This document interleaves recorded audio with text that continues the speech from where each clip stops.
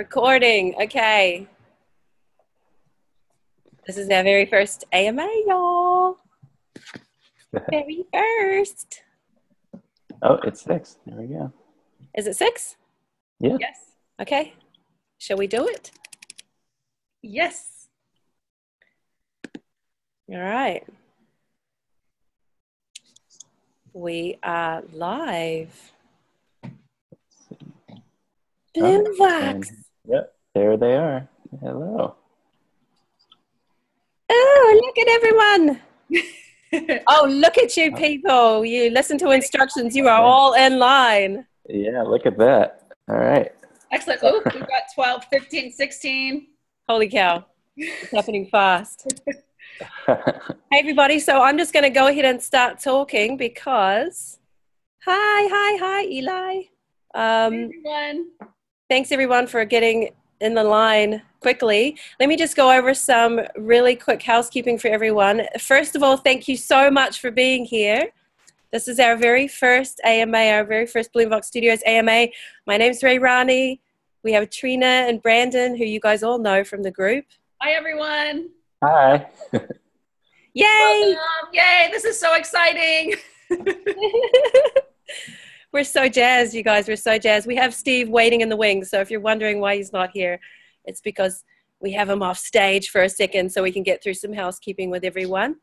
If you're wondering where I am, I'm in the Blumvox Studios backyard, woohoo, designed by none other than our beloved Trina Watton. If I could show you up there, it's a really incredibly beautiful reclaimed wood ceiling with Star Wars Rebels cutouts in it. And look. Yes. It's my boyfriend. When I come here to work, I carry him around. He comes with me. Okay. All right, let's get down to business, you guys. Okay, housekeeping. I'm going to read these to you. And thanks for paying attention and following along. So, you're probably already at 20 in the chat box for folks that are in line. Now listen, you guys are all going to get a chance to view this and you're all going to get access to the replay. We're going to put it in the Facebook group. Only the first 20 that are in line tonight are going to be brought forward on video to talk to Steve.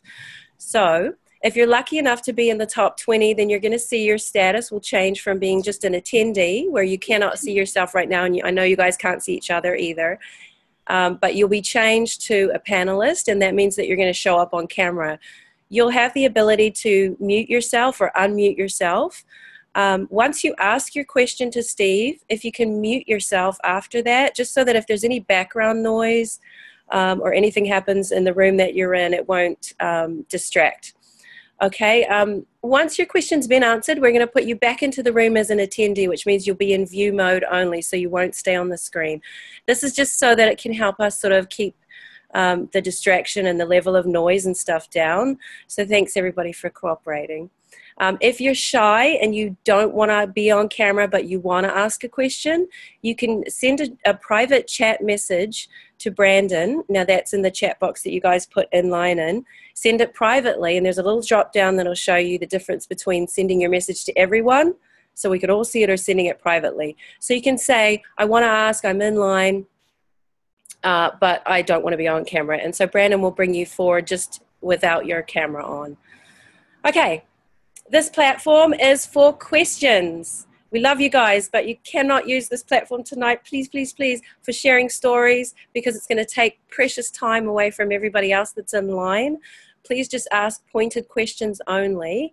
If you go on and we know that you want to share how much you love Steve and we want to hear those stories, but not tonight, we will have to play you off, aka like Grammy style off stage. And we don't want to do that. So try to stay really pointed with your question. You get to ask one question per person, just like on a mic at a con. It's not really for a back and forth conversation with Steve, unless he's got a specific question that he wants to ask you guys. If he asks you a specific question, unmute yourself and answer for sure. But really, it's just we want to limit it so we can get through as many people as possible.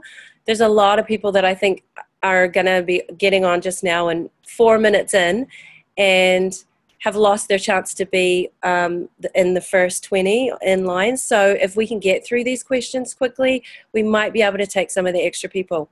So don't be forlorn, because we might go pretty quickly through this. We're going to start the clock. We'll start the hour at the very first question. So you're not losing time by listening to me going on and on about the rules. So we'll start the hour at the first question. We're going to go as close as possible to the hour after these questions begin.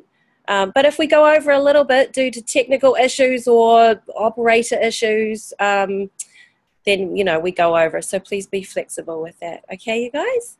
So I think by now, it might be time to bring on Mr. Blum. So let me go find him. Or actually, Brandon, do you want to go find him? I got you. I got you. Thanks. Teamwork makes the dream work. Teamwork. Right. I'll give you a shot of the pool while we wait. Shot of the pool. Yay! The hardest working man. Hey, everybody. Working man. Can you hear me now? How about now? There he is. Yay. Yay. Hi, guys.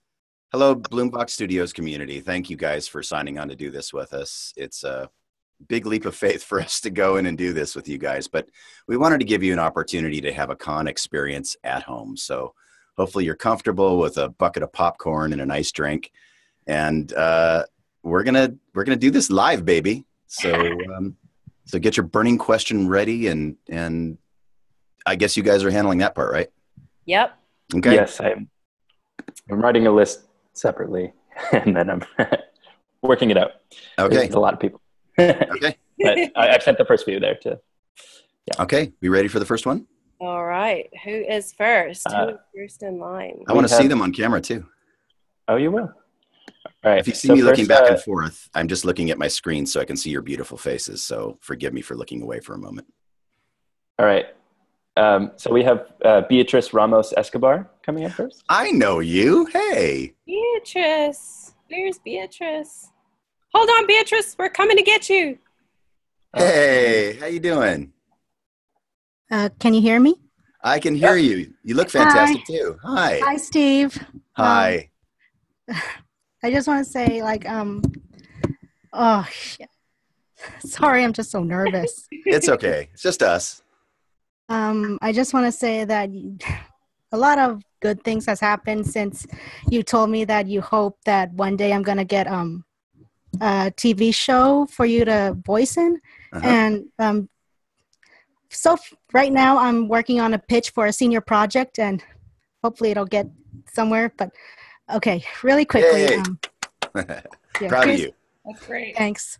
Here's my question. Do you prefer voicing characters in video games or animated TV shows better? That's a great question. Personally, I like working on animated TV shows, especially original animation.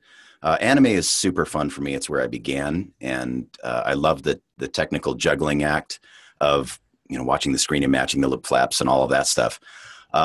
Original animation is fun because often we get to work with a full cast, and it's sort of like doing a radio play with a bunch of my friends, and we get to be a bunch of kindergartners in the room. It's amazing. So you get to feed off the energy of other people, and you never know what kind of creativity is going to arise from that situation.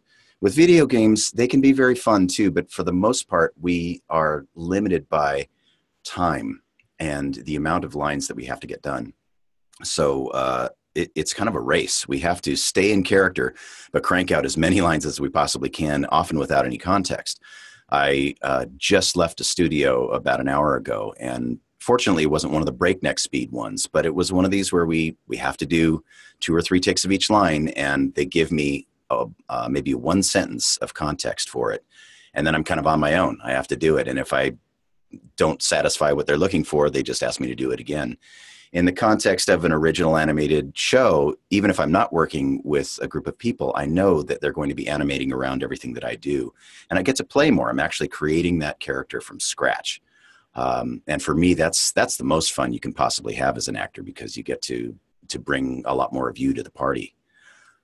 So I hope that you have that experience. It's really fun. And even if you don't necessarily in the course of voiceover, Do a radio play with your friends. Grab a script from a TV show or a movie, something that you guys really love, and each of you choose a part. And even if the part doesn't match what the original was, that makes it even more fun. You can change it up and make it your own. And then you still have that experience of camaraderie and playing with each other and creating something new. So I would highly suggest trying that out. Then you get to have that experience too. Thank you, Lord Starscream. You are very welcome, my dear. It's lovely to see you again. And don't tell Megatron we had this conversation. He's extremely jealous. Okay, I won't. All right, thank you. Thanks for playing. Awesome. All right. Thanks, Beatrice. Yay. Way to take the first step out there. That's tough to do. Proud of you. So number 2 is going to be Zach Marsh. So Brandon's going to bring you forward, Zach. Get ready. Coming up. Okay. This is fun, you guys. Am I Hey, in? Zach. Hey, Hey, Zach. Wow. how's it going? That's quite a set of pipes you're wearing there. Oh, thank you. I carry them around everywhere. I like the shirt too. Oh, thanks. Yes, that's one of my favorites. Wow. I just saw that for the first time at Anime Los Angeles this weekend. Did you get one? So very cool. So first of all, I didn't thanks. get one, no. I have 500 t-shirts in my closet, so I have no more room. But it's beautiful, and it looks, and you wear it well, dude.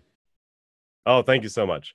Well, first of all, thank you so much to the Blumvox crew and Steve yourself. This is all wonderful. I'm very excited for the future of everything. Question. It's oftentimes as actors and voice actors, we hear that we should be taking acting classes and acting, and that's absolutely the first step we should be taking. But where would you, as a voice actor, recommend we begin after that? Should we be looking for recording studios? Should we be reading certain books? Where do we go to commence our career as voice actors? Well, that's kind of a big question. It's going to be different for every single person. It depends on what kind of acting classes that you take. It depends on how well versed in voice acting your teacher is and how well they can guide you into the fray, because I wouldn't suggest making a demo reel and getting an agent and doing all that stuff until you're really ready. One of the biggest mistakes that you can make when you're a beginning voice actor and you don't have all your chops together is you might get hired for something. You walk into the studio and you might not be able to perform the character that they're asking for. And that could be a career breaker, especially if you get in with a director who does a lot of work. They'll remember that. And so you really want to make a good impression. You want to make sure that you've got a pretty good handle on this kind of work. A good voiceover teacher will help you to understand when you're ready for that point. So like you said, I would take acting classes first. Make sure you get some improv under your belt, whether it's from a professional organized improv class or not, and take some voiceover classes. Excuse me. It's very important that you get some mic technique. That's one of the things I was talking about today with the engineer at the video game I just left. He said, please tell them to learn mic technique. And that is an issue. I was over the weekend, I was doing a little workshop with Bang Zoom Entertainment at Anime Los Angeles. And one of the things it's really hard for people to lock into is making sure that they stay a proper distance from the microphone, especially when they have to project or they've got some big plosive or something. And you've got to be able to dip in and out. And that just takes time, like everything else. So all of those little elements need to be in place before you really launch yourself out there. And you can do it in so many different forms too. You can do it for YouTube videos. You can do it just by shooting yourself, recording yourself, but get some input from directors who are currently directing animation, particularly if that's what you're going for. But people specifically who are working in this industry right now, and they do it every day. There are a lot of teachers out there who are not necessarily doing the work on a day-to-day basis. And they might say, okay, yeah, you're ready, go for it. Please don't make that mistake. Make sure that you give yourself time. And it's okay for it to take some time. I was doing anime for 15 years before I launched into this full time to do other things. It shouldn't take you that long. It probably won't. I didn't really expect to do this as a career. But be patient with yourself. That's the best advice I could possibly give you. Be patient with yourself and get advice from people who are working in the industry. And when you get to that point, you can submit your stuff to a lot of us who are online. And when we have time, a lot of voice actors, professional voice actors, are willing to give a listen to stuff that you guys are doing and give you some feedback on it. And to whatever ability I have in the context of either the Facebook group or in our webinar series, I'll be happy to give you feedback, and I can kind of guide you and let you know where you are and how ready you might be to take that leap. But don't sell yourself short. Make sure that your calling card is solid, because that is what they will remember you by. I hope that answered your question. Absolutely does, Steve. Thank you so much. And great. Thank you. You're awesome. Thanks. So are you. Thank you for tuning in. Anytime. Well done, dude. All right. Thanks, Zach. So next up is Eric Horowitz. Eric. Eric's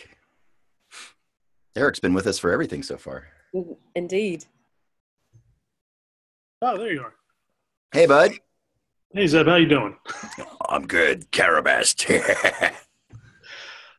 To piggyback onto the last question, agents and getting out there and all of us just basically jumping in the sandbox / pool to play with. What do you suggest? Especially as those who are not, like, I'm in Philadelphia, so obviously I have New York above me to get there, but animation's what I really would love to do. Yeah. But, it's just, I'm too far. Well, I mean, there's some animation that you can do. The union work, the work that will sustain you financially is mostly going to be in Los Angeles for animation. And that's just the way it works, unfortunately. That said, you could, until you get your union card, you can do a lot of other things in animation, and you can do that from pretty much anywhere. I don't like to recommend that, and I can't recommend specific sites that are non-union because I am a union member. I'm sometimes on committees, so I can't in good conscience give you guidance on where to go for that, but you can find it online. You can find places where you can try things out and actually get paid for it. Regarding getting an agent, that's a whole different thing. If you're going to be going into commercial animation, you can do that in New York, and you're close enough where you could probably pull that off. There might even be some stuff right where you are. Also for books on tape and promo, commercial trailers, things like that. Many of those things you can do from anywhere. So you might be able to pull that off there, but get all your stuff together. Do whatever you can in your city first before you make that move out to LA. Or if you do decide to make that move out to LA to get an agent, just make sure that you've got a backup plan. That is a lot of actors make when they come into LA and they think, well, I'm ready to go. I've done everything I need to do. I've made my demo reel. I'm going to throw it out there and I'm going to start working right away. Unfortunately, that is not the way it works. It takes time, and it takes time for directors and casting directors to have the opportunity to hear you and see you. And most casting directors will work from a pool of people that they know can deliver. So they'll have their list of 50 or 100 actors that they've worked with for years and years and years, and they will draw from that pool. Usually they'll have a top 20. To get into that group, just to have them listen to you takes time. So you've got to have that backup plan to sustain you while you're waiting for your shot. And you just have to be ready when that moment happens. And as far as submitting for agencies, some agencies take submissions. You can call the agencies. There's I think it's called the Voiceover Resource Guide. That used to be the best place that I would go to that had a list of all the agencies. You can also just Google agencies, voiceover agencies online, and call them. Just see if they're willing to take submissions. And they will tell you, and they will tell you how long it takes for them to listen to it. At my agency, I think they listen to new submissions on 1 or 2 Tuesdays a month, and the whole staff will sit there and they will listen to them. They've just got to fly right through them. But it's tough because not all agencies have that kind of time to do it. So again, you have to bide your time and do it. And again, don't submit that demo reel and don't put yourself out there until you're absolutely ready with everything on your reel. That if they choose one of those characters, you've got to be able to do that one character 10 different ways and sustain that over a 4-hour period. Until you're there, I wouldn't start doing that process. Does that help? Yeah, that's perfect. All right. Okay, cool. Yay! All right, and thank you for participating in the challenges too. You're really fun to watch. I love it. Thank you guys, all of it. Awesome. Our pleasure. Thanks, Eric. Yeah, we got the Letters up quick tonight, Eric, and now we are moving over to Kathleen. Kathleen Ramirez. Kathleen, superstar Kathleen. She who needs no second name because we just know her as Kathleen now. Right. You guys are becoming family for us now. Right. Okay, can you hear me now? Yes. Yes. Oh my gosh. Hi, guys. Hey, how you doing? Oh my gosh, the kids were flipping out when they found out you got the letter. So thank you so much. That was great. I was so honored that you did that. That was the sweetest thing. Thank you. Their idea. Awesome. Good kids. All right. So this is kind of a question about you, I guess. So, what other things are you interested in? Like obviously you do voice acting and all, but is there anything else that you enjoy doing? And then by the same token, how do you balance that with your voice acting career? That's a great question. What I like to do probably more than anything else is to go outside. And that is my, and it sounds simple and silly, but that effectively balances everything else that I do. I'm sitting in a room with all this equipment every single day. And it's kind of a bombardment of electronics. So the thing that I do is I go outside, I meditate. I try to meditate every day. I have a practice of that. I try to meditate about 20 minutes a day. It helps me to center back down and sort of wash away the nonsense that's going on in the world. I go hiking sometimes during the summer. I swim every day. Anything that I can do to be outside. I look at the stars at night. I'll go outside, and if it's clear enough, I look up at the stars. Nature is one of the best things that you can do, I think, in any kind of career where, especially if you're sitting in front of a computer all the time, or you've got to deal with electronics or people and attitudes, you go outside and you find some quiet space, and that helps to balance everything out. And especially coming off of a big convention sometimes like I do. I was at a convention over the weekend, and around 10,000 people. And as much as I love them, I need my quiet time. And I kept my hotel room long enough last night so I could just sit there and be still and be quiet. And I sat out on the porch and I just looked out at the stars. I would highly recommend that to anybody. The other thing that I love to do, but I just don't really have time for it, is music. I used to be a musician back in the day, and my guitars are, I don't know if you can see this one here. Oops, sorry. There's a guitar here that's, is that in frame? I can't see myself. Yeah. Okay. Yeah, it is sort of. I always keep guitars around, and mostly they just mock me because I don't play them. And, but I know that they're there, and every once in a while I'll pick it up. And after a bad day, especially, playing and just being creative, coming up with something different, doing anything that's creative is helpful to achieve that balance too. Nice. Thank you so much, Steve. Thank you. And thanks for playing with us, and give the kids a hug for me. Thanks. Okay. Yeah, thanks. See ya. Bye. Thanks, Kathleen. Just a quick note, you guys, if you're trying to talk before you see yourself on screen, you won't be able to talk. So wait till you see yourself on screen and then just unmute yourselves. So number 5 tonight is Brian Rose. Welcome, Brian. Hey, Brian. Oh, hey. Brian. Hey, buddy. Hey. Oh, man, this is pretty awesome. You're always one of the first ones up. I really appreciate you for doing all these challenges and for playing with us. Well, I'm glad to. It really is pretty awesome. Good. Well, thanks for joining us. So what can I do for you? How can I be of service tonight? Well, I'm a big Toonami fan, for one thing. Sweet. I always watched it every day back in high school, a long time ago when it was on the weekdays, and I still watch it on Saturday nights, and I love watching you be Tom. Sorry, Only Toonami. I hope you got your homework done. I'm 31. I'm pretty good on that front. Okay. Good. Good. Sorry, I'm coughing. I was just wondering, you know what opted Toonami's revival back in the day? I'm just overall curious about that one. How did it happen? Yeah, how did it come back a few years ago? Oh, well, it happened because of you guys, honestly. We did the April Fool's thing in 2012, I want to say. Yeah, I remember that. I thought it was going to be something else, but it's like I was so surprised. Yeah, usually for April Fool's, they play The Room on Toonami. And I hadn't seen it at that point. Now I have, and I love it. It's ridiculous. But they came up with this idea. We hadn't worked together on Toonami for several years, but I kept in touch with all the guys over at Adult Swim, who William Street, that same gang are all the same people who are working on it now. And we kept in touch. I did a few little promo spots for them through the years, but they asked if I'd be interested in bringing it back for one night. And they told me they got all this great original programming, Dragon Ball Z, and it really, those kinds of shows. And it really felt, it was going to feel like the old school Toonami for one night. They called it an April Fool's stunt or joke or whatever, because that programming is so expensive that they couldn't continue on. They knew it was just going to be for one night. And all of these studios volunteered these shows so that we could do it as a gift for you guys, for all the Toonami viewers.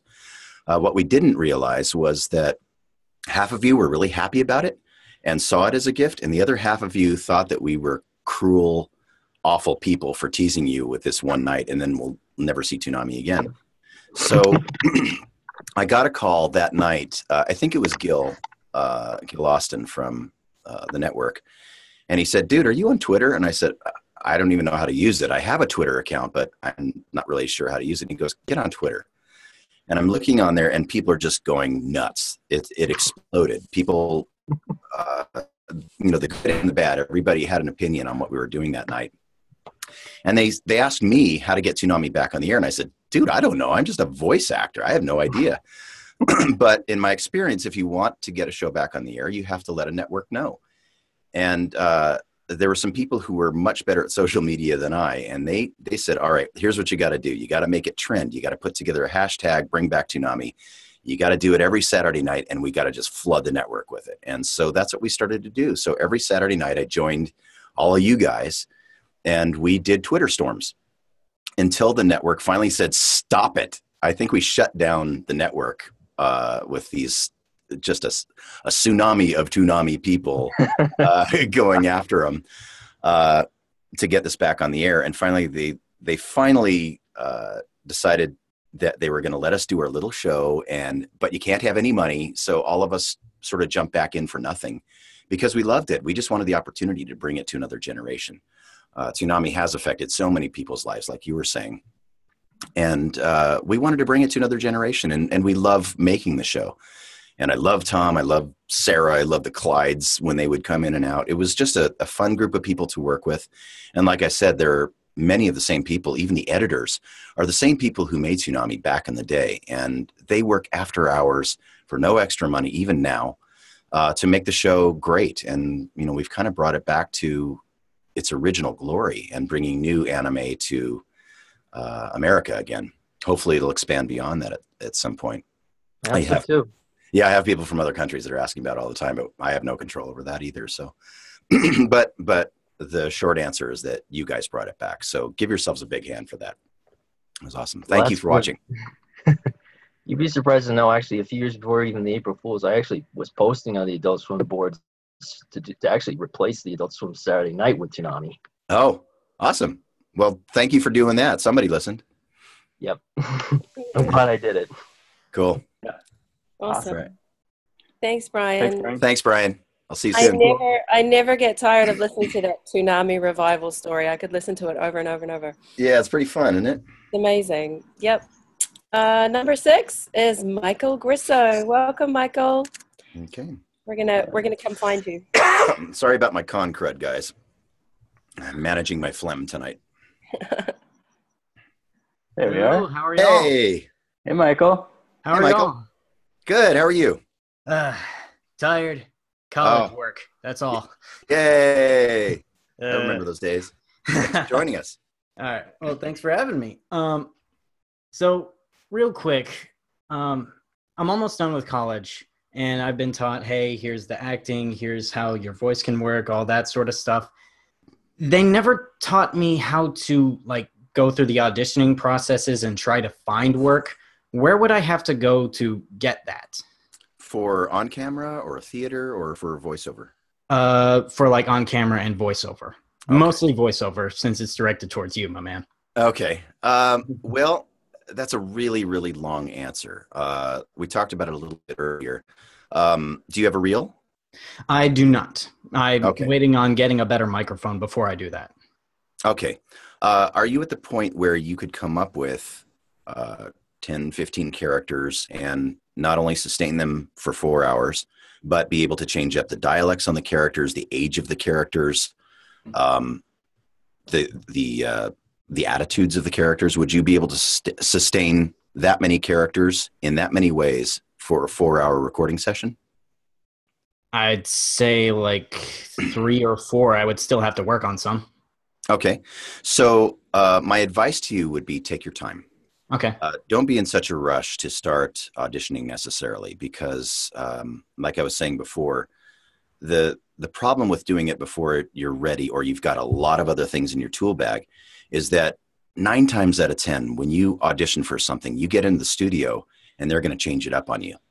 They're going to, you're going to walk in there and they're going to play you what you did usually. And they'll say, okay, we like this, but now we need him 20 years younger.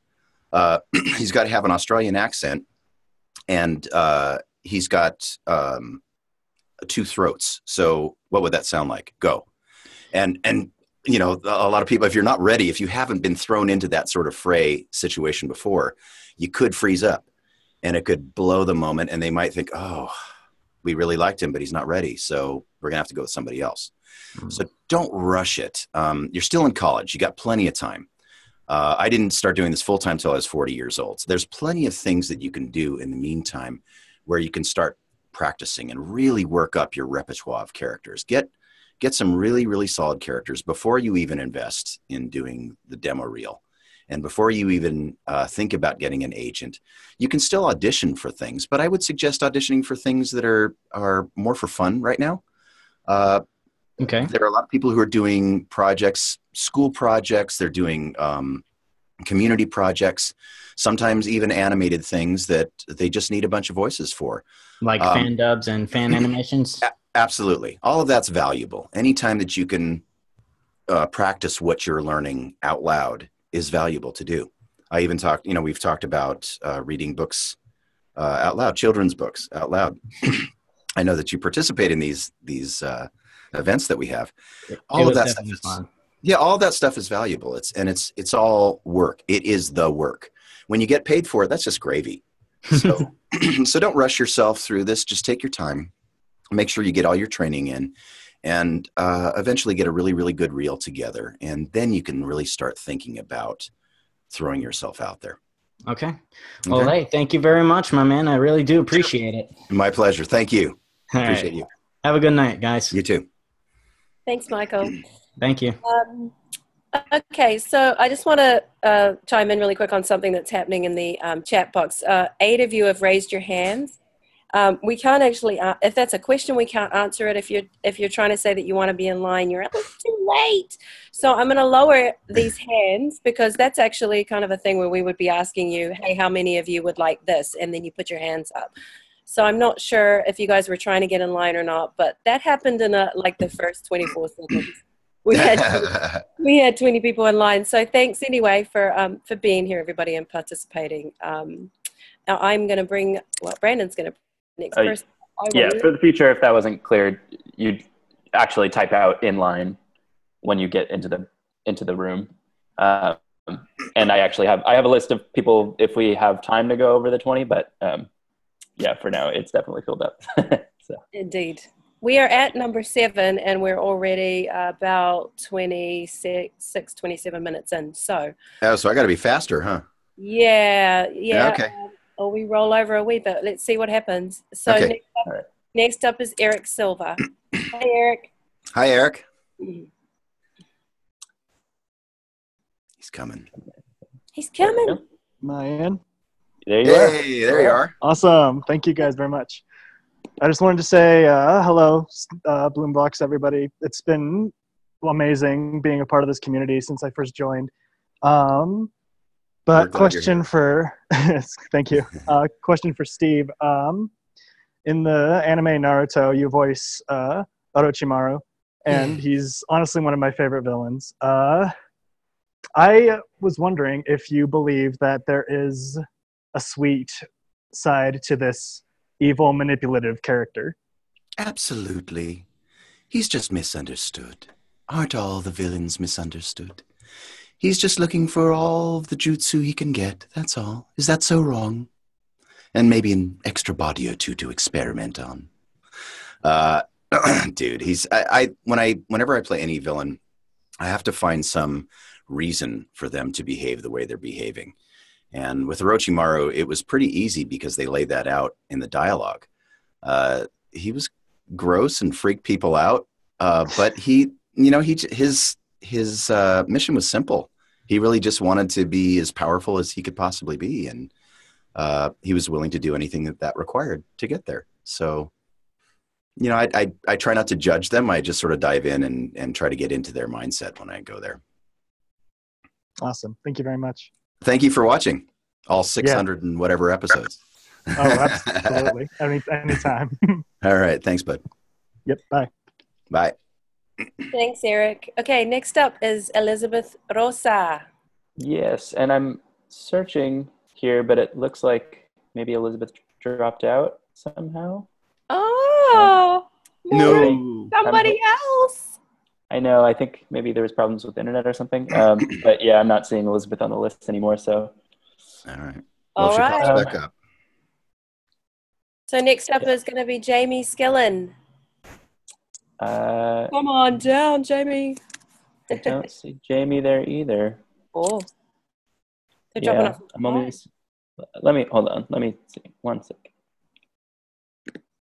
Yeah, we went down to 69. So, okay. Yeah. That's Well, good. even if you dropped out, we still love you. Let's see. Do you have the next one, number 10 is Robot. Yes, we do. Okay, so. Excuse me. Robo Dyer. Right. Come forward. There we How you are. doing? Hey. Yeah. Sorry about the night robe. It's 2:30 in the morning where I am, so I got a bit of a nap before the panel started. Just full disclosure. Oh, wow. Way to stay up late, dude. Thank you for being here. Yeah, hey, no, thank you for putting this on. Where are you calling in from? Ireland. Oh, from Ireland. Whereabouts? Yeah, Tipperary. Oh, I did not visit there. Beautiful country you have. There's not much in Tipperary, to be fair. Oh, well, Pubs quiet. and castles. That's about it. That sounds pretty good to me right now. Not good. So what can I do for you? Just a question about where to kind of when the guys were saying about agents and stuff like that. I'm finding it a bit difficult to find one in Ireland because there's like 3 agencies, and got rejected by them because they're more so a commercial thing, which is fine. That's not where my strengths really lie. But I mean, is there? So let's say, are there specific agencies, or do you know of any that would offer international representation, or do you have to be in that country for them to represent you? Wow, that's a tough one because I only know my market. I don't know the market in Ireland. I don't know how to advise you on that. I know there is international work. There are certainly jobs that you can get where you can do from anywhere. Yeah. But as you're getting established, I think you kind of have to establish yourself where you are, and you might have to be in a bigger city to do that. At least for the bigger work and the animated work and stuff. I do know that there's a lot of work that has moved to Ireland. Yeah. There's some studios that opened up in some of the bigger cities. So you might contact the studios directly and just ask them what their policies are about taking submissions. Yeah. But not being there, I don't know how to advise you. Apparently, I'm going to have to take a field trip to find out. No, that's just because I did actually contact the animation studios, and funnily enough, they do all of their casting via England and the States. So It was just like, thanks, lads. But no, look, thanks very much for the advice. I'm actually planning on moving to Canada in the next couple of months anyway to get a change of space about it. So I'll look into it on that side. But guys, thanks very much. And Steve, Starscream, just class. So Well, thank you, and thank you for staying up late for us. No problem. Cheers. All right, take care. Cheers. That's awesome. Wow. You should check out the chat box there because we were having a talk about Tipperary and that song about you guys. We used to sing it in New Zealand when I was little. Yeah. It's a long. Go back some memories. Have a sing along. There's a lot going on in the chat box. So if you guys don't have your chat on, you could click and have a look at what we're all chatting away about in there. Okay. Let me bring up number 11, Zach Myers. Yes, indeed. Hey, Zach. Oh, he's not up yet. Yeah. There we go. Hello. Can Hey, you hear Zach. me? Zach, Yes, how you indeed. doing? I'm doing wonderful now that I'm here with you guys. Yay. So one of my favorite voices that you do, Steve, is the voice of Dehaka from StarCraft. How on earth do you do that voice without eviscerating your vocal cords? It hurts. It hurts a lot. There's no way around that. If I remember right, I haven't played the game, but if I remember right, it was sort of like down in there, right? Yeah. And like one of the voices that I've been trying to develop is very similar to Dehaka. Yep. And like I can only do it for like 3 minutes until my throat is just on fire. Yeah. That brings up a really good point that if you're auditioning for something like that, make sure that you can sustain it. I generally don't do vocally stressful sessions for more than 2 hours anyway. We're trying to get that written into the new language of the contracts. But right now, if you get hired for one of those jobs on a union gig, you have to do that for 4 hours straight. And you can blow yourself out. You can damage yourself permanently. So there have been quite a few jobs that I auditioned for and then I booked the next day and I went, oh man, now I actually have to perform it. Dehaka was one of those characters. Fortunately, the people at Blizzard, this is Blizzard job, right? Yeah. Blizzard. Yeah. The people at Blizzard are very conscientious and they care so much about the voice actors that they will watch us very carefully. And if they see that we're blowing ourselves out, they'll stop the session even before I will.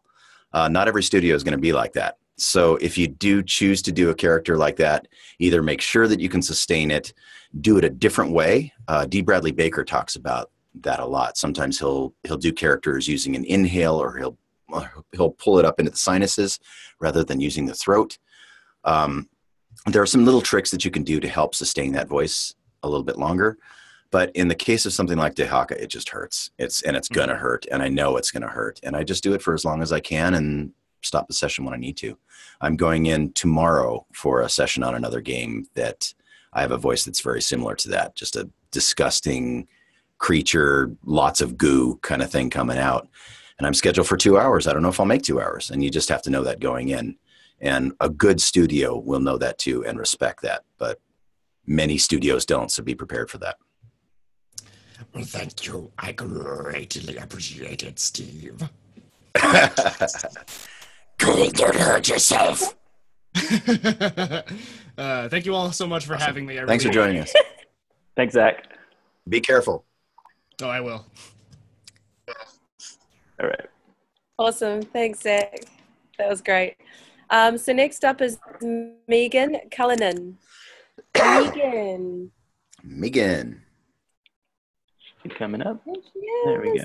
Megan or Megan? Oh. Hi. Megan, sorry. It's Megan. It's Megan. Hi, Megan. Hello, how are you? I'm good. I recognize you. Ooh, I recognize you. Oh, good. What's happening? Yeah, so I have so many questions and I can't ask them all, so I'm just going to say, throw out there, I'm really super excited about Star Wars Rebels. The second half of the 4th season, I'm really excited to see what happens. But, we are too. Yeah, so really quick. So you talked a little bit about how you didn't start doing voice full-time until you were 40, I think you said? Yes. And so I'm sort of in this like turning point in my life. I went through this major health crisis, went through a year of treatments, defeated my cancer. So I'm in this like point in my life where I want to make this change. A 9-to-5 job, but I'm also a singer. So that's sort of how I keep the arts going in my life. I teach voice lessons and all that. So now I'm trying to figure out, how do I make this leap to do something different? How do I find the confidence? So what did you do to get yourself to the point where like you were ready to do this full time? I'm not sure that it was a light bulb coming on all at once. I had just been doing it for so long that it was the one thing that really made me happy. I didn't make a lot of money at it. I was doing mostly anime. You can't sustain yourself doing just anime. So I had other jobs to support that. And at that time, when I made that transition, I was an executive at a film studio. I was making a very good living, but I hated going to work every day. And what really pushed me over the edge to take that leap was basically self-preservation. I knew that if I had continued on in that job that I hated going to every day, my health was going to suffer. I needed to do something different, and everything in my life was a transitional phase at that point. Like you, and congratulations for beating cancer too, because that's a huge thing. Thank you. I was looking for a new point A. I didn't know what that was going to look like, but I booked a 7-Eleven commercial. And I thought, okay, well, I've heard that when you start working in commercials, you're automatically going to be able to buy a house because this is where people make the big money. And I thought, okay, well, now I'm the voice of 7-Eleven. I'm that guy who says, oh, thank heaven. And I thought, okay, this is my way out. I'm going to do it. I quit my job after being there for 15 years, and the union went on strike. And I was out of work for a year and a half. And I had a lot of bills to pay, and I had kids, and I had a life that I wanted to sustain. And so I ended up getting 3 other jobs to sustain that at the point. You do what you got to do. I mean, if this is what you really, really love to do, you'll find a way of making it work. Especially having singing training, you're already a teacher. You know what it requires to get to a certain level of expertise where you can not only perform it, but you can train others to do it. You know what it takes to get to that point. For voiceover, of course, it's a different animal, but you know the fundamentals that are required to get you there. I would suggest just giving it a shot. Do it for fun on the side at first, so that you can express yourself creatively. That's the thing that kept me alive. I didn't care if I ever did voiceover full time again. After that, once I mourned the loss of 7-Eleven and everything else that was going on at that time, and was living on credit cards for a year and a half. I was still happy because I got to play. I still got to do voiceover, whether it would sustain me or not. So just do it because you love to do it, and then maybe it'll catch on, and you'll be able to make enough money to support yourself doing it later on. But be patient. Again, be very patient. It's hard, isn't it? It's very hard. It's hard to be patient, especially when you've already got a good, solid skill set. It's hard to be patient. But it's just the way the industry works. And a lot of it is timing, being available, being ready when that moment comes. That could make the difference of whether or not you're able to do this. Thank you so much. You're very welcome. Thanks for playing with us.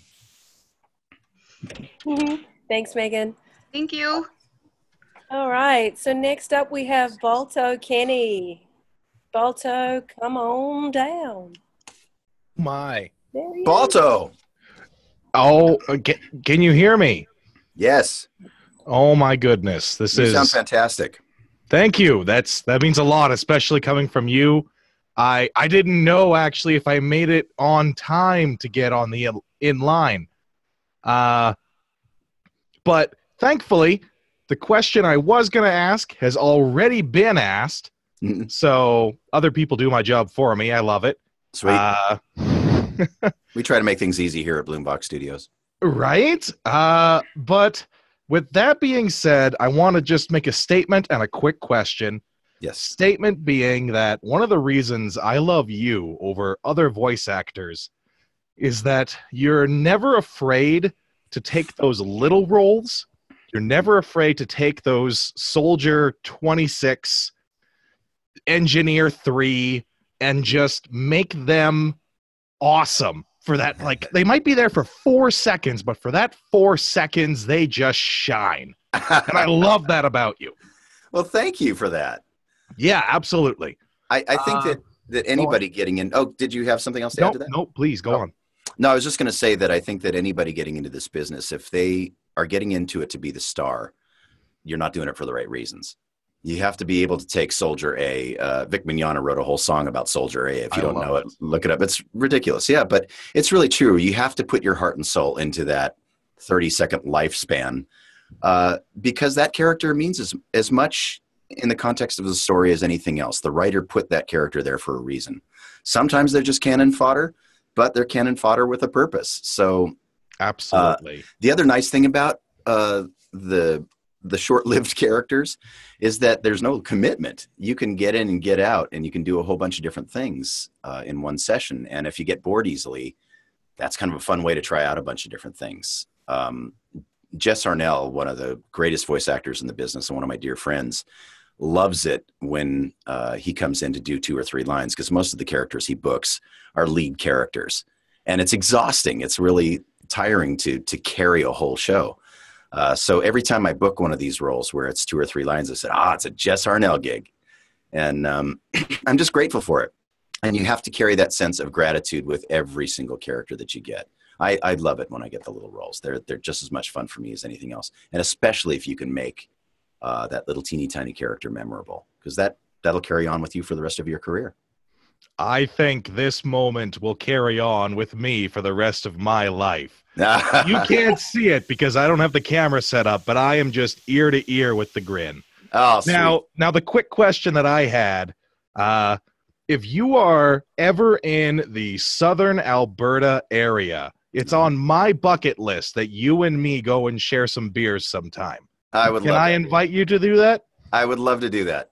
If I'm at a convention in that area, hit me up, and if I can, I'll work it in.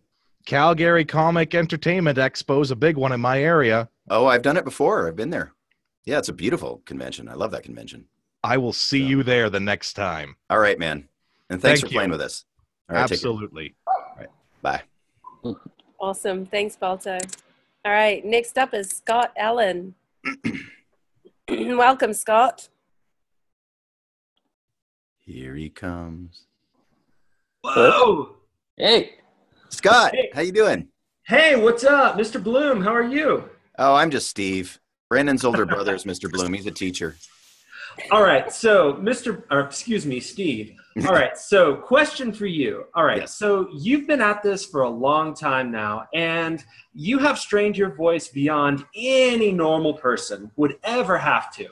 Are there some characters that maybe you used to be able to voice easily that now you can't? I don't think there are any characters that I can't do anymore. I can't do them all the time. I'm fighting off a bug right now. So there are characters at the high part of my range that if I had to do them today, I might have to take a pass and do it in a few days. Characters like from the old Digimon series, there's a character called Poramon, who was way up here. And I would have to do the voice of Poramon after doing, I think there was one session where I was recording Wolverine during the afternoon. And, he's way down here, fight scenes, crazy, blood coming out of the mouth. And then walk into a session later on in the afternoon and try to get back up here, and there was just nothing left. I would walk into the studio and they'd send me home. But fortunately, I have not, I'm going to knock on some wood, I have not damaged myself because I've been careful, and it will come back. That said, you have to be very, very careful, especially if you're doing voices that are way out of your normal range, just not to strain yourself or hurt yourself permanently. But fortunately, I'm able to do pretty much everything that I did at the very beginning of my career, except with better acting. Looking back at some of those characters now, I'd love to redub a lot of those shows just because I've got better skills. But yeah, fortunately for me, I'm able to do most of it. All right, thank you so much, Steve. And again, thank you for coming to DragonCon in Atlanta this past 2017. Oh, thank you. It was a blast. Had a great time there. Thanks, Scott. Hi. Thanks. I'm gonna introduce you guys real quick to the security detail here at Blumvox. That's Chloe, perfectly positioned. Yes, that is Chloe, the Wonder Dog. She's ferocious. They came running out earlier to attack something in the dark out here. I'm sitting in the Blumvox Studios backyard. Kind of nice, huh? Kind of nice. Yeah. We get possums back there, and the kind of animals, nice. the dogs go after them. Excuse me. All right, we're going to power through this, you guys, because, Steve was talking all weekend at Anime LA and is strained. Yay. So next up is Adam Hebert. Hey, congratulations. You got it right. Adam, hey, how are you? I'm trying. I'm well, thank you. First, I just want to say real quick, thank you to, background noise, sorry. Thank you to everyone for setting up such a great community, Rirani, Brandon, etc. Thank you very much. I will say that I appreciate a lot of the challenges, although I've only been able to do one so far. I came here because I was like, well, voice actors have a lot of voice acting skills, a lot of crossover with radio. So if you don't mind, I'm going to kind of be a little selfish with my one question. Okay. My question is, do you have any advice for pursuing interviews among the voiceover community? Because I've never gone one outside of an anime con. You want to interview voice actors? Is that what you're saying? Well, yes. I mean, I'm working on, like I said, I do the challenges because I want to develop my skills, because like I said, crossover. But I'm, like I said, I'm just curious if you have any advice for how to pursue interviews, like on, out. Like I said, I just at a con, I just put in for it. Right. But it takes a lot of guts to just go up and say, "Can I have an interview, please?" Yeah. So, well, it depends on who you're interviewing. For me, I have to sort of limit myself to very specific interviews that I know are going to reach a lot of people, unless I just have the time to do it. Most of the time, I'm pulled in 10 different directions, so it's very difficult for me to do personalized interviews like that. So I will try to reach a wider audience if I can. Some voice actors are able to do that. They're able to do the more personal type interviews. I would say just ask. All they can tell you is no. So what you can do, I would say, is just maybe look up people's agencies and ask their agents if they're available for interviews. Tell them what you have in mind. If you have a YouTube channel or whatever it's for, generally there's got to be some sort of purpose with the interview rather than just for your own personal use. Just because people's time is very valuable and they're stretched so thin. So do you have something like that set up? Do you have a YouTube channel or a following? I do a weekly radio show. Okay. I don't usually mention the community because I feel that would be kind of rude. But, I do have a radio show, and, we release it also as a podcast, so it would be something, like I said, something about the nature of the industry, stuff like that. Okay. In the past, we might have asked about the strike, the voice actor strike against the video game makers, because we were following that, and we were 100% on your side. Oh, thank you. Well, you've got a platform, so you're legitimate. You can get a press pass at a con, and you've got a legitimate thing going. So that gives you some credibility, and it'll give you a little more of an in with voice actors who tend to be busy and have to be very selective with the interviews that they do. Well, thank you for the advice. I almost call you Mr. Blum. Steve. Yes. All good, dude. You can call me whatever you want. I don't care. Thanks for joining us. Thank you for having me. Thanks, Adam. Take care. Goodbye. Adam. Okay, I'm actually not going to pronounce the next last name. I'll just say Eli, because I think I don't want to do it an injustice. What do you think, Chloe? Eli. Hello. Tell us how to say your last name. My last name is actually Bontrager. Bontrager. Wow. Yes. Cool. Okay. Hello, everyone. You sound like a secret agent, dude. That's an amazing secret agent name. Thank you, Agent Bontrager. Yes, I like it. Yeah, I just wanted. I'm actually surprised I made it in, but I wanted to come say hello.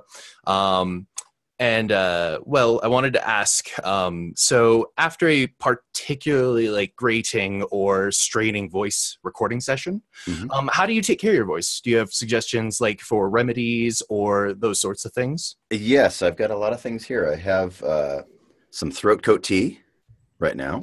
Very good. Because I did it today. And lots and lots of room temperature water.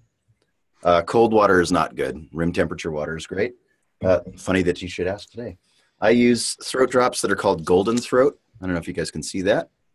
You can find them online. I am not a sponsor for them, but it's an all natural remedy from China that works really well for me. There's a lot of throat sprays and things that you can use. The best thing that you can do after a stressful voice day, though, drink lots of water and shut up. Honestly, the voice rest is critical, and sleep. A lot of people, especially younger voice actors, don't get enough sleep, and you can only do that for so long. I would highly recommend just getting a full night's sleep and recovery. You need that recovery time for the cells to heal. It's a physical thing. You're actually damaging cells when you strain yourself. Right. So you have to be able to regenerate. I was talking with a voice actor who ended up not being able to do a voice for a character after the first season because he strained his voice too hard. Yeah. So the voice for that character is noticeably changed in the second season. Yeah, it's sad when that happens. Yeah. It's really sad when that happens. I've had friends who blew themselves out and had to get surgery. So be very careful. Okay. I shall, yes, warming up, very important. But thank you, Iman, for speaking with me on this sort of thing. Oh, you're welcome, and you've been purified. I'm going to take away your bending right now. No, my bending. Thank you very much. Thanks, Eli. I'm glad I'm on your mind. Sorry. Brandon, do you want to go ahead and introduce the next few people? Oh, sure, yeah. So next up we have Natalie Watkins coming up. Natalie, look at Chloe silently judging all of us there. There we go. For sure. Hello. Oh my freaking reality. Yay! Hi, Natalie. How are you? I'm good. Sorry, I'm going to get myself together. I'm not crying this time. I sobbed like a baby. So you breathe, I'll cough. I'm not doing it again. I almost ruined my Orochimaru makeup. I'm not, no. Okay. So, okay. My question is based off of Eric's question from earlier. Obviously, with the fact that I just brought up my Orochimaru cosplay, this has to do with Orochimaru. So based on what he said, if Orochimaru was actually trying to You're breaking up a little bit. Okay, that's weird. Can you guys hear me okay now? I can hear you now. Okay. Yes, I can hear you. I switched off my mic. I switched to a different mic. So. Oh, good. Much better.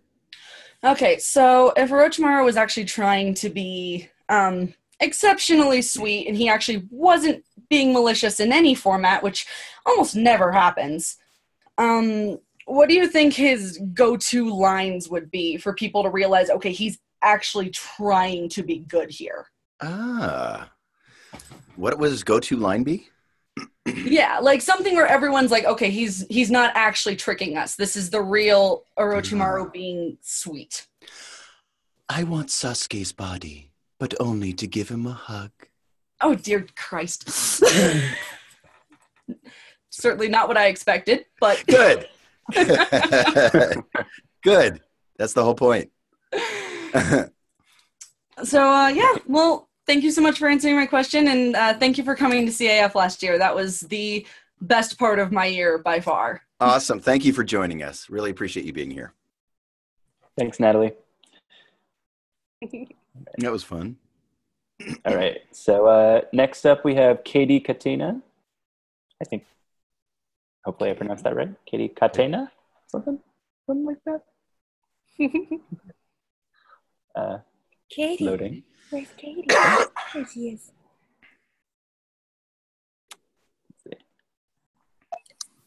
There we go. Hey, Katie. Hi. Hey, Katie. Hi. My question is, I've been watching you for years, and some of my favorite characters have been Spike, Mugen, Roger Smith from Big O. If you were to able to do any of those voices again, like, or they created more character or more stories for them, like what were some of the things that you'd like to do again, like revoice? Which characters particularly? Yeah. Oh, I'd love to do some backstory on Spike. I'd love to find out what happened before that series started, and also see for the other characters too. I'd love to see where Jet was years before all that began. And there are many scenes in the show that, looking back now, I know that I could do better. Not that I'd want to revoice them, but maybe if something was written in prequel form, I could give a little more context for it and do it better. One of the things that I had to struggle with, oh, look at a kitty. So cute. Oh, cute. One of the things that I struggled with in the beginning of my career is seeing some of my work back from the early days and judging myself really harshly based on my inability to act to the level that I can now. And I was able to resolve that by looking at a sort of an autobiography. That's where I was at that time, and that's how it was meant to be because I was cast for that at the time. So I've taken that judgment out of it, but I would love to go back and revisit, especially Spike, just because I'm so fond of the character. we just did a 20-year reunion of that character, and it was more influential in my life and my career than pretty much any character I've ever voiced. So it was a gateway to so many of the things that I did in my career. So yeah, thank you for caring about the characters as much as you do. And I know, because I've been watching or the late 90s when Toonami was on originally, back with my best friend in high school. Oh, nice.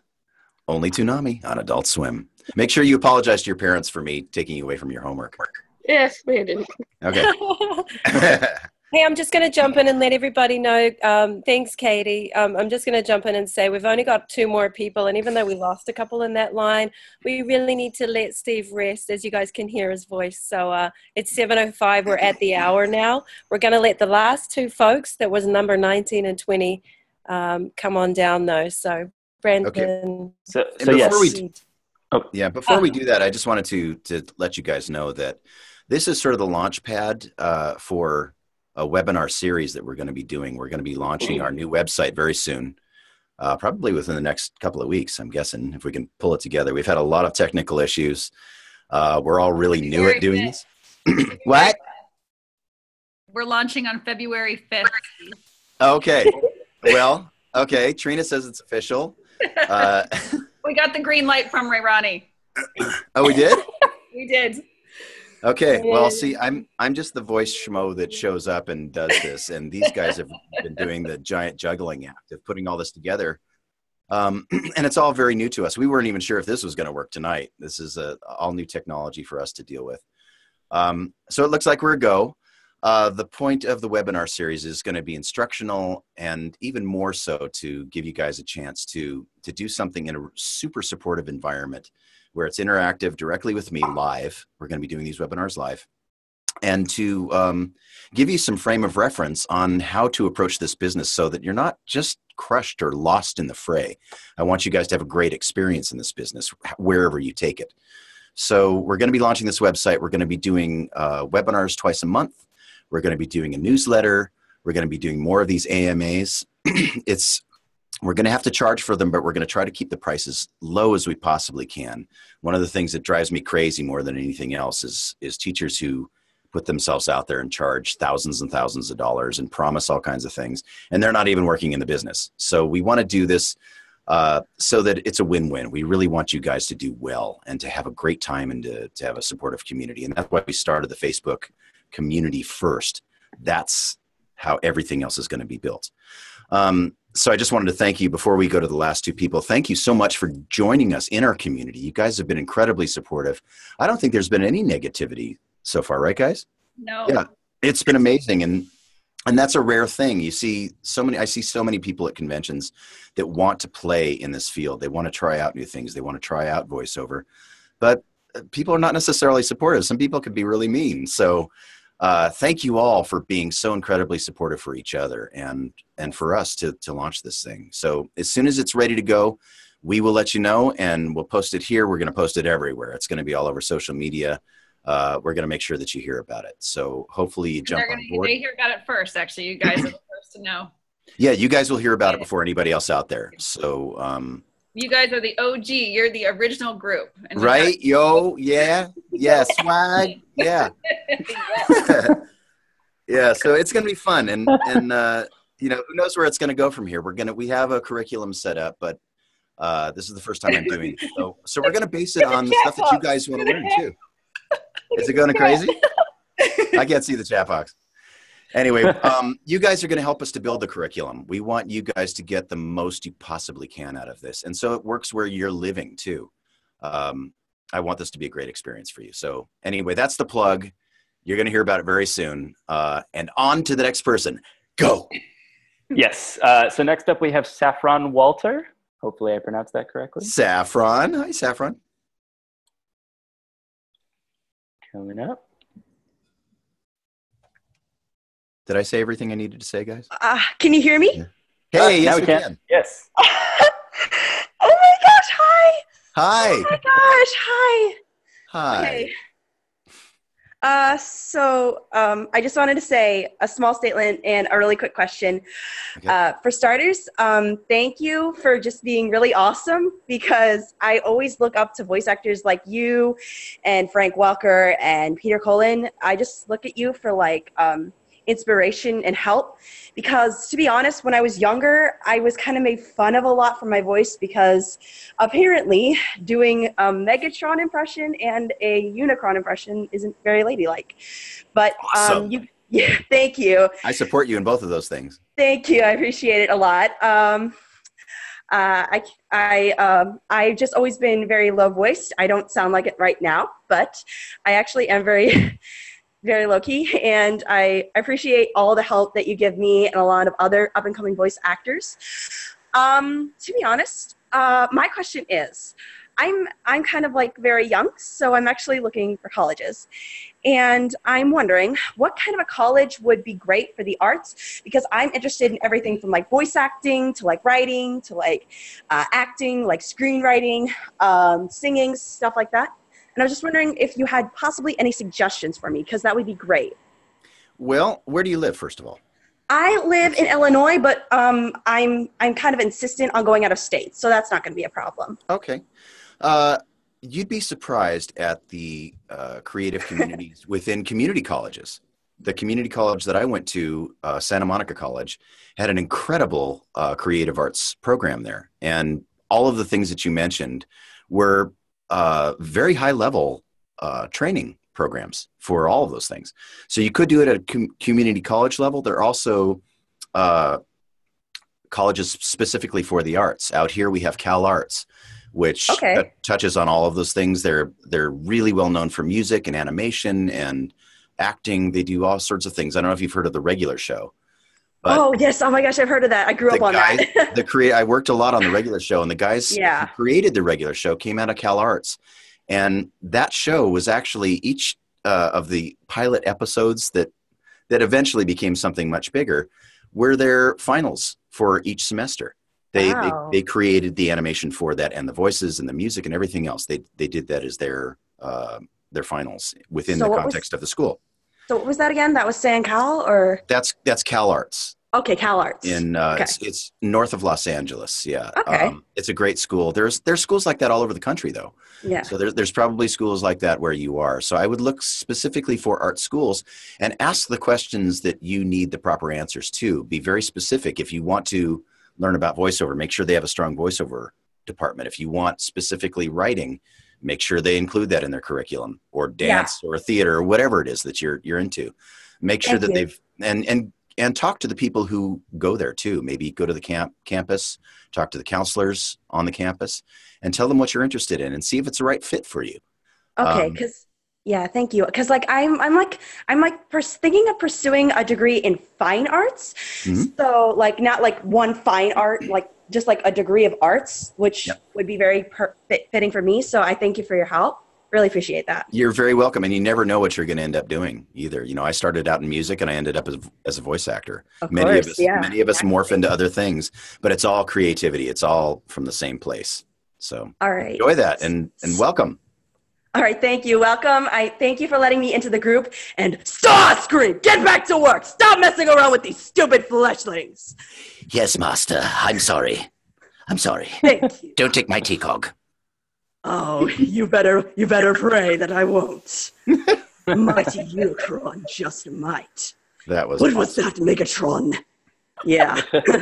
Awesome. Thank you. Bye. Thanks, Efron. Bye. Thanks. All right. And last but not least, we have Rachel White. Hey, I know who that is. Rachel. Oh, wait.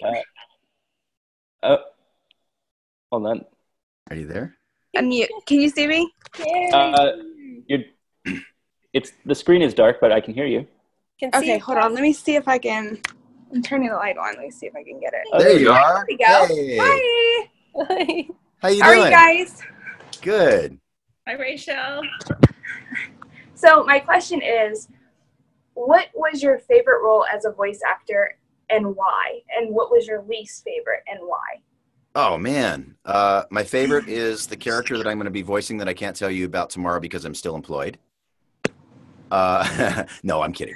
I can't pick one favorite. I get asked this question a lot, and it's very difficult to pick one favorite character because I identify with something in each one of the characters. We were talking about before. I think it was Balto who was talking about the little tiny bit characters. Hey, hi. Oh, my husband says hi.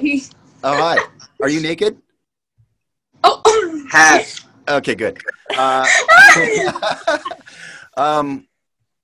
It's hard to pick one because so many of them hold such a different place in my heart. But even the bit characters where they might be exploded, 2 minutes into the show, I still put 100% of myself into that character in that moment. So in that moment, that is the most important character to me because I try to live in the present and I try to work with that.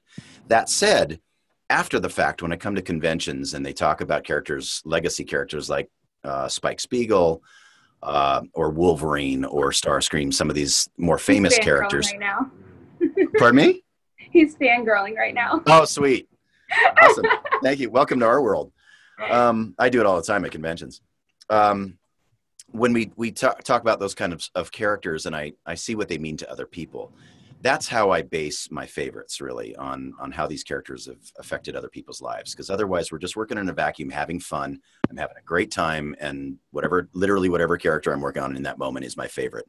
But when I go to a convention and I see that, somebody comes up to me and says that Spike got them through a family illness, all of a sudden that becomes my favorite character and hits me on a very personal level. So it's a very, very complicated answer to a very simple question. Least favorite characters probably are the ones where I have to scream and it just hurts the whole time. But that said, like Wolverine is extremely difficult for my throat and my chest. It just hurts. But I love that character too because it's Wolverine. So man, it's hard to say that I don't like them except in that moment when the pain is at its peak. But thank you for watching and listening to me all these years too. I appreciate that. And thank you for being naked on camera, because that takes guts too. Yeah. I didn't know it was going to be that kind of a show tonight.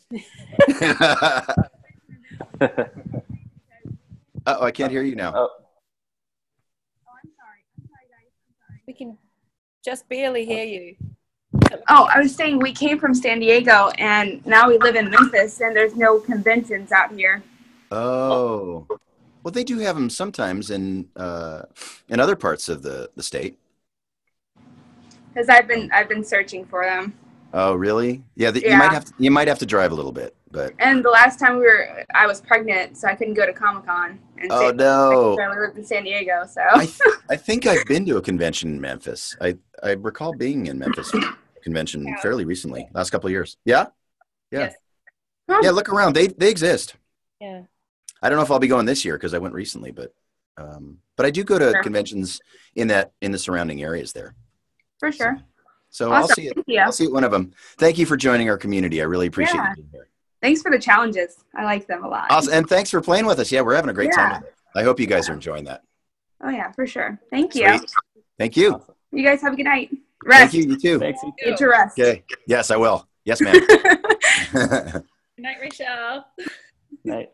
All right, everybody. That's it. Steve, some parting words, perhaps? We did it. Thank you guys for letting us into your lives. Thank you for welcoming our crazy staff.